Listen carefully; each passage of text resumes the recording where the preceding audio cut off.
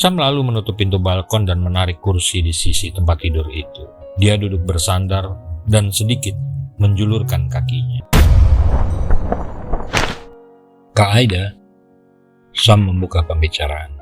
Tanpa menggeser duduknya di ujung tempat tidur itu sambil memeluk guling, Aida hanya meletakkan kepalanya di atas guling mengarah ke Sam.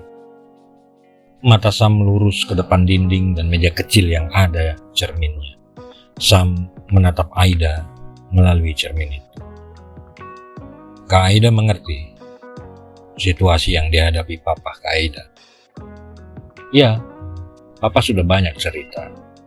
Kak Aida mengerti risiko terburuk dari situasi ini. Papa nggak cerita.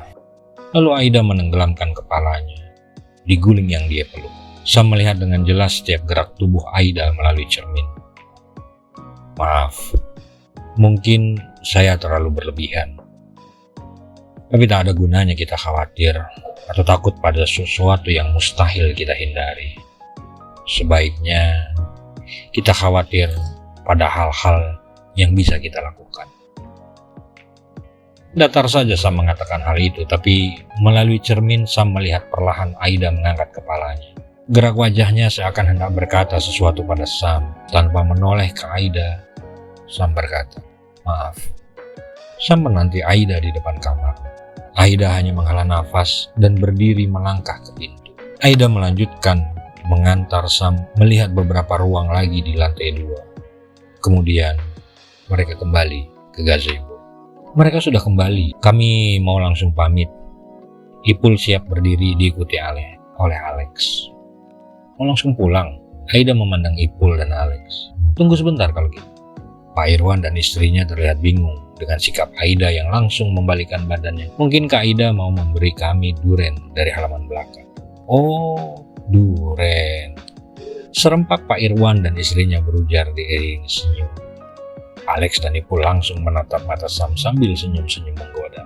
Kami memang ada pohon duren di belakang, dan sebetulnya pohon duren itu juga jadi salah satu alasan kami membeli tanah ini dulu. Cerita Irwan singkat. Tak lama kemudian, Aida sudah terlihat kembali diiringi Wiwit dan Nur yang masing-masing membawa duren yang ukurannya lumayan besar. Mereka menghampiri Aida sambil mendengarkan cerita Pak Irwan soal duren dan mangga. Mereka menemani Ipul dan Alex dan Sam sampai ke mobil. Dan sebelum mereka pulang, Sam melepaskan kalung dog tag dan diberikan pada Aida. Kami akan kembali 2 hari lagi. Sementara itu, terimalah kalung saya ini. Sebaiknya dipakai di tempat yang terlihat, atau buat gelang, atau buat gantungan di tas, atau digantungkan di botol minuman yang sering dibawa ke Aida. Aida tersenyum sambil melihat dog tag itu. Hanya tertulis, Sam. Setelah pintu pagar ditutup, Wirda merangkul Aida dengan mesra. Sam orangnya seperti apa menurut Aida? Unknown, Mam. Mama saja tadi banyak terkejut mendengar cerita Ipul dan Alex tentang Sam, jawab Irwan. Iya sayang, Mama sedikit ngeri juga, tapi jadi lebih percaya kalau dia pasti bisa menjaga Aida. Is he that good? We hope so, my dear. John Wick atau Thomas Shelby atau Yuda, Bang. Kamu itu kebanyakan nonton film sih. Mereka tenggelam dalam canda ringan antara ibu, bapak, dan anak. Walau Aida bukan anak kecil lagi, dia sarjana sastra. Semenjak lulus kuliah, Aida lebih banyak membantu usaha orang tuanya. Di kamar, Aida masih belum bisa tidur. Bukan hanya soal Sam, tapi yang lebih mengganggunya adalah bagaimana bisa papahnya kenal, bahkan berhubungan dengan kelompok-kelompok atau organisasi seperti ini.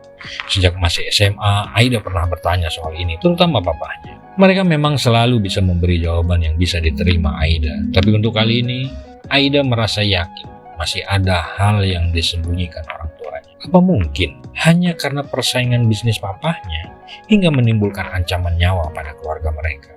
Setahu Aida, semua usaha keluarga mereka normal-normal saja, pergudangan, jasa perizinan, bahkan mamahnya mengelola toko online yang menjual aksesoris khusus wanita, gelang, kalung, tas, baju, sepatu. Semakin Aida ingat Sam, semakin dia penasaran. Apa yang mengaitkan papahnya dengan mereka, sehingga mendapat ancaman seperti ini, sampai-sampai harus menyewa pengawal pribadi. Apa papahnya punya bisnis ilegal? Sementara itu, sambil makan durian dalam perjalanan pulang, mereka mengatur strategi pengawalan dan mencoba memprediksi siapa calon lawan mereka dan seberapa besar ancaman yang mungkin mereka timbulkan.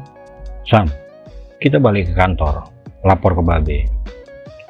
Abang berdua aja cukup, lu mesti jaga jarak sama mereka, Sam. Gimana pun, lu cuma jagain mereka. Jangan larut di sana. Makin sulit lo keluar dari sana nanti. Aku nggak akan larut, tapi nggak akan bisa juga keluar.